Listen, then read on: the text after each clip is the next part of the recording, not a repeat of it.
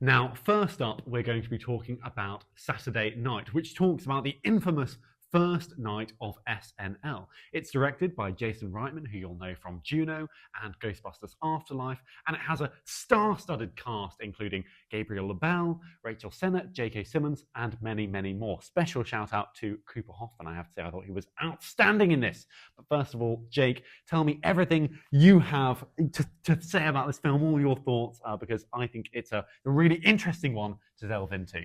Well, I think from our side of the pond, SNL's this strange, we get clips on YouTube. It's a very strange thing because it's not a common thing on our television. I wouldn't know where to watch it. Yeah. However, I was fully engaged in the film. And Jason Reitman, I must say, I hated the last two Ghostbusters films. I thought they lacked humor, both of them. And I think, well, Ghostbusters, it's a schlubby workplace comedy. It just happens to have ghosts. However, this was stacked to the walls with humor and energy. It was amazing. It was absolutely incredible. I was so engaged. It had that Birdman kineticism. I think that's a film it can be closely related to. You know, it's in a theater. It's a very stressful job. It's to do with unruly actors as well. Yeah. I thought every sort of cast member was exceptional. I must say the casting of this film is probably the highlight.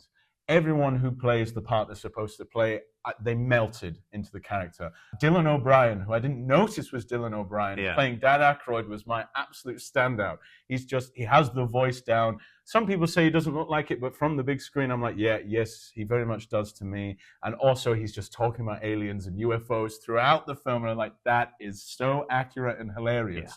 And then the Riddler, Corey Michael Smith, playing Chevy Chase it's spot on. Like, you sense that because we've obviously had the years later, sort of the aftermath of all these mega stars. All of them became mega stars who were coke-filled nightmares, basically, especially Chevy Chase. But we see the beginnings of that character. It's not really a caricature. You can actually see each of these characters, where they're going to go, where they're going to be. I thought Gabriel LaBelle is the star of the film. We follow him throughout. I don't know Lorne Michaels' character very well as a person. I know he's a very powerful, very creative man, but I really thought that it really sold it. I really love Rachel Sennett in anything she does. She's fabulous and was fabulous in this film. Willem Dafoe has a small part. J.K. Simmons has small parts, but they arise to it. I really also think that John Batiste as Billy Preston was amazing. And his score for the film is so accurate to the 70s music of the time and also the music you hear on Saturday Night Live.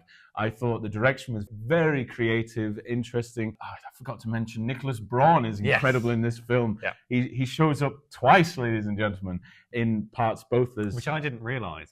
Neither did our producer. I was talking to Matthew, our producer, about it, and he was shocked to hear that Nicholas Braun was both playing Jim Henson and Andy Kaufman. And I thought, amazing performances that people couldn't tell, you know. Yeah. I thought it was littered with jokes, littered with heart. It has a beautiful moment with John Belushi and Gilda Radner, people who sadly died way before their time. It really respects that. And I thought, even though it's very subtle, it's beautifully done. I think as an ensemble comedy with a central theme of going through Lorne Michaels' creative process, I just absolutely adored it. I was having such a great time.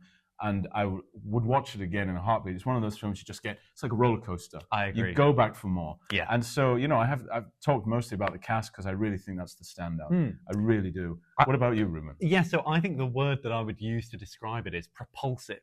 You know, as you say, it has such energy. And a lot of that is because of the music, which I really think is exceptional. But also it's to do with the fact that we get a lot of these big, long takes where we're just tracking through rooms, the camera's spinning, we've got loads going on, we're looking at all of these different cast members, we're looking at, you know, the lighting technicians panicking because, you know, something's broken.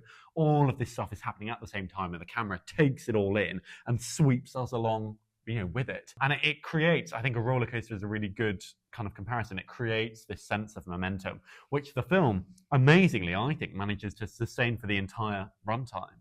And it opens with a quote that says, the show doesn't go on because it's finished, it goes on because it's 11:30. And I think that it captures, therefore, that spirit of, okay, well, everything is an absolute nightmare, but we've just got to roll with it and do our best and stick it on. And I mean, the main kind of tension in this, therefore, is they're just constantly fighting the clock.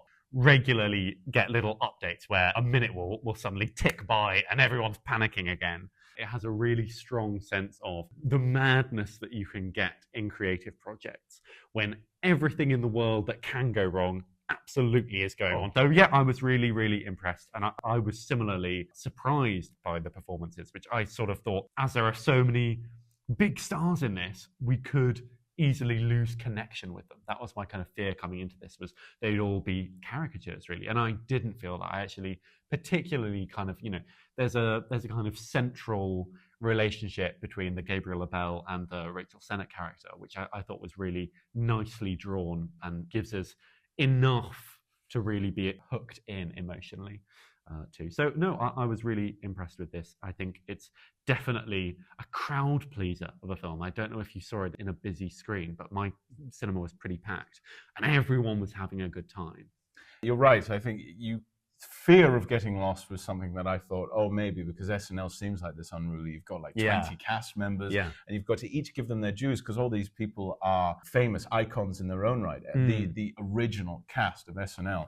And yet I really thought they all got their place to say. I also think that the cinematography was expert, not only in the movement of the camera, but sort of the decision to film it the way they did it with this gross film grain, and it looks very warm, and it feels like we're in the 1970s. It looks dirty, it looks grungy, it looks like cheap film stock, but obviously it's not very cheap because it still looks brilliant. Oh, it does. It looks fantastic. Not least, I think, as well, because everybody is smoking, so every single room is just full of haze. Absolutely, but I also think that it captures that essence of the 70s and that era much better than A Complete Unknown does, which sort of has this great gloss, but sort of glosses over all the sort of grime of Bob Dylan, whereas we barely see any drug use in that film. Whereas in this film, it's to the forefront. Everyone's smoking weed, everyone's drinking, everyone's doing cocaine. And we know that's true. That's part of the DNA of this crazy, crazy sketch comedy show. And I think it really comes across. And I think this idea of the counterculture, this big Hollywood movie might not represent that very well, you might think, but it does. It captures some of that kinetic energy. It captures that idea that, they're all in it together. I'd highly recommend this film just because it is fun, and it's not too heavy, but there are moments where you can just really connect with these beautiful little moments, and highly recommended from me. And did you find that the SNL stuff worked? Because, as you kind of alluded to at the start, SNL isn't really something that we have in the UK. And I have to say, I tend to think it's not particularly funny when I do watch clips. I think the hit rate of SNL is sort of 1 in 50 sketches are good. But that's because, they're constantly kind of experimenting and trying new stuff.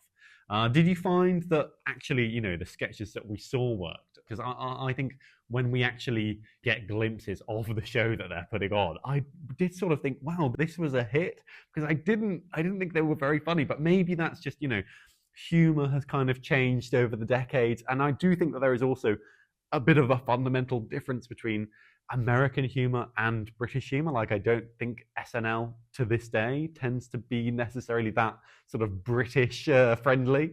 What did you think? I think that's a really good question, actually, because those were the slight moments in the film where I was like, really? But it was accurate. I can't fault it for its accuracy. But for me, it was more the presentation of how the humor was crafted by the performers and the writers, and that sort of back and forth, and that presentation, I can really see why people would find performance of that comedy kinetic or interesting. The idea of Dan Aykroyd's sort of blunt dryness that you really see in films like Ghostbusters or Blues Brothers, but with also that larger than life character, Chevy Chase's dryness, and how he sort of in the film he takes a role that then becomes very famous in the real life. He sort of becomes the Weekend Update guy. It's historical fact. It's sadly not a spoiler, but and really owns the scene just because of the way it's presented. Even if the jokes really aren't that funny, it's just that it's funny when someone does it. It's like Mr. Bean almost. It's funny when someone does it.